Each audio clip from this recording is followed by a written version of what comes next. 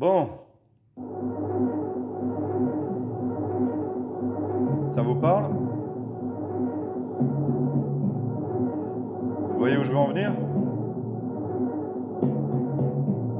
Survivaliste français vs survivaliste américain. Je pense qu'avec ce son, vous voyez à peu près où je veux en venir, mais je vais quand même développer ça et expliquer pourquoi moi je préfère le survivalisme à la mode française qu'à celui de l'américain. Pour comprendre quelqu'un, pour comprendre un groupe, un parti ou un pays, eh bien, il faut regarder son histoire et voir comment il a fonctionné. Il faut regarder ce qu'il fait et pas ce qu'il dit. En l'occurrence, je vais commencer par les Américains, ce sera beaucoup plus parlant, et ensuite on parlera de notre survivalisme. Pour bien comprendre le parallèle que je vais faire entre le survivalisme français et le survivalisme américain, c'est que eux, ils sont allés là-bas avec des armes. Ils y sont allés avec un état d'esprit conquérant. Et la première chose qu'ils ont fait arriver sur le territoire, c'est d'exterminer tous les Amérindiens, tous les peuples qui existaient. Parce qu'eux voulaient le territoire et ils ont pris le territoire parce qu'on leur avait promis un territoire. Pour prendre un parallèle, c'est un petit peu comme si moi j'arrivais dans votre jardin, malgré qu'il soit clôturé, et que je plante mon drapeau et je dise maintenant c'est chez moi. Voilà ce qu'ils ont fait. Ensuite, cette nation qui a 250-300 ans, une fois qu'ils se sont établis, eh bien, ils se sont emmerdés parce qu'ils n'avaient plus de combat à faire, donc ils se sont dit, bah, tiens, pourquoi on ne combattrait pas entre nous? Et ils ont fait la guerre de sécession. Plus tard, après cette guerre de sécession, eh bien, ils ont fait la guerre à environ tout le monde qui existait dans leur environnement. Et puis ensuite, dès qu'ils ont pu voyager, eh bien, ils ont fait la guerre au monde. Il faut savoir qu'ils ont entre 20 et 50 ans de période de paix, c'est-à-dire tout ça cumulé, hein, des petits morceaux cumulés, où ils n'étaient pas en guerre. Donc, ce qu'il faut comprendre avec les Américains, c'est tout de même qu'ils sont arrivés sur un territoire et tout ce qu'ils ont fait, c'était les armes à la main. C'était des conquérants, c'est des gens qui ont le couteau entre les dents et qui veulent réussir. En ça, c'est quelque chose que j'aime beaucoup dans cette culture comparée à la nôtre, c'est que les Américains valorisent vraiment ceux qui réussissent. Ils donnent les moyens à ceux qui en veulent. Et lorsqu'on échoue, d'ailleurs, ils disent que pour réussir une bonne société, eh bien, il faut se casser la gueule 3 fois. C'est dire un peu leur mentalité quand même. Eh bien, l'image de leur survivalisme est à l'image de leur profil, c'est-à-dire des conquérants, des gens qui vont récupérer les choses par la force ou s'imposer par la force. Si bien que maintenant, ils se protègent sur ce prisme-là. C'est-à-dire que pour eux, toute menace, eh bien, ils la répondent immédiatement par la force, parce qu'ils ne savent faire que ça, attendu que c'est ce qui les a construits. Si vous vous approchez trop près d'eux, ça sort le flingue immédiatement. Il y a une agression, ça sort le flingue immédiatement. La plupart des vidéos de survivalistes américains, c'est systématiquement avec 3 codes. 1, le bunker. 2, la bouffe et les armes. Voilà donc pour le survivalisme à l'américaine. Maintenant, le survivalisme français. Là aussi, on va apprendre l'histoire de la France pour comprendre pourquoi moi, par exemple, c'est le survivalisme que je choisis. La France, c'est un pays qui a constamment été envahi, occupé. Si on commence par les Celtes, ça a été avec la Rome. Ensuite, ça a été la guerre de 100 ans avec les Anglais. Ensuite, ça a été les Arabes à Poitiers. Ensuite, il y a eu la guerre avec les Allemands, où sur la première guerre, on a été un petit peu occupé. Mais très rapidement, ça s'est rechargé sur la deuxième guerre, où là, on a été occupé pendant 4 ans. Tout ça a fait de nous un peuple résilient, mais un peuple résilient en 2 points. Le premier, c'est de tenir, de prolonger la vie, de faire le dos rond, de trouver des astuces. Et le deuxième est d'être quand même des combattants, mais des combattants de l'ombre. Je vais déjà développer le premier cas de résilience pour survivre. Eh bien, les familles ont dû trouver des solutions, ont dû être résilients. Combien de gens ont fait des potagers sur des balcons, des potagers dans des caves? Combien ont élevé des animaux dans les caves, dans des chambres, pour éviter de se les faire voler par l'occupant? Combien de journaux clandestins tournaient dans les caves, dans des endroits où on insonorisait, de façon à pouvoir créer des tracts qui étaient distribués après discrètement? Combien de de petites astuces, même pour les femmes, se peigner les jambes pour faire semblant qu'ils avaient des bas. Le marché noir était créé parce que les tickets de rationnement étaient insuffisants pour faire vivre la famille.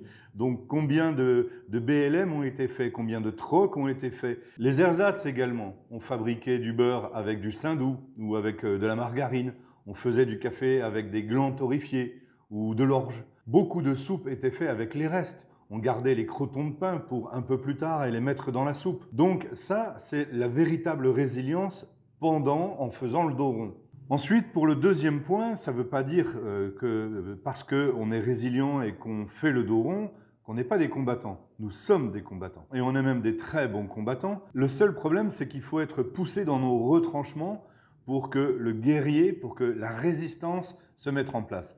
Je vous mettrai en fin de vidéo une très belle vidéo qui explique comment la résistance se met en place à un certain moment. Durant la Deuxième Guerre mondiale, durant l'occupation, il y a eu plus de 300 groupes de résistants. On a eu également les FFL, le FFI, la Force Française Intérieure, on a eu les francs-tireurs. C'est bien dire qu'il y avait du monde derrière qui était là pour résister, pour faire du sabotage, pour faire du renseignement. On a des gens qui ont été des véritables résistants, comme Jean Moulin, qui n'a jamais lâché quoi que ce soit durant la torture. On n'est pas des faibles, on sait faire ce qu'il faut au moment où il le faut. On est de très bons combattants.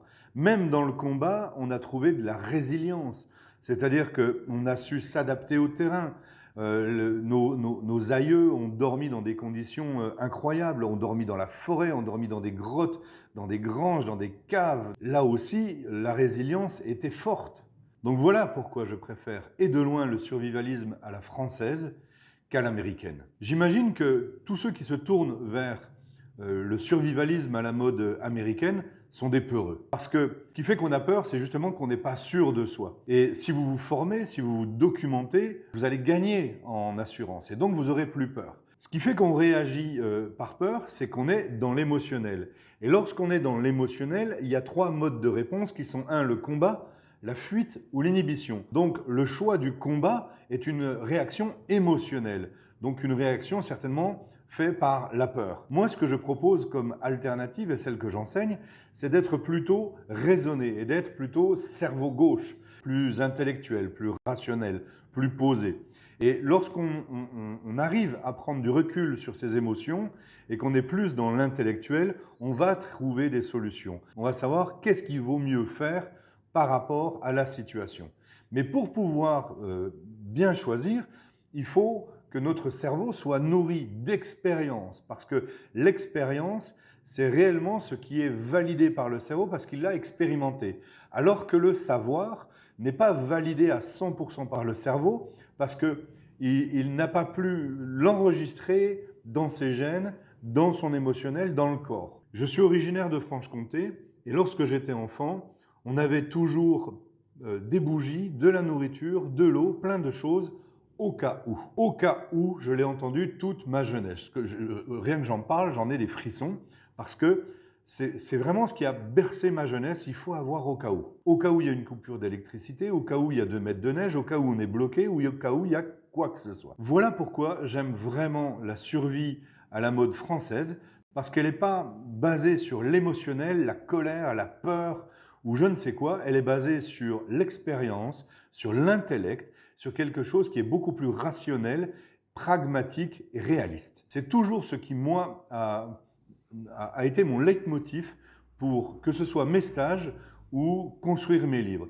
Il fallait que ce soit réaliste, rationnel, pragmatique. Donc voilà pour cette vidéo survivaliste français vs survivaliste américain et pourquoi moi je préfère le survivalisme français.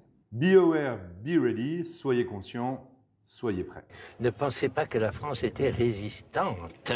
La résistance était une petite fraction de la France. La France était vichiste dans sa grande majorité. Donc si aujourd'hui il y a beaucoup de gens qui baissent les bras, il ne faut pas s'en étonner. Il suffit qu'il y ait une minorité active, solide, des jeunes qui en veulent, qui considèrent que l'engagement ça signifie quelque chose et qu'ils ont une responsabilité. Eh bien, ils n'ont pas besoin d'être majoritaires. Il suffit qu'ils soient le levain qui fait monter la pâte. Et à ce moment-là, nous aurons une France résistante.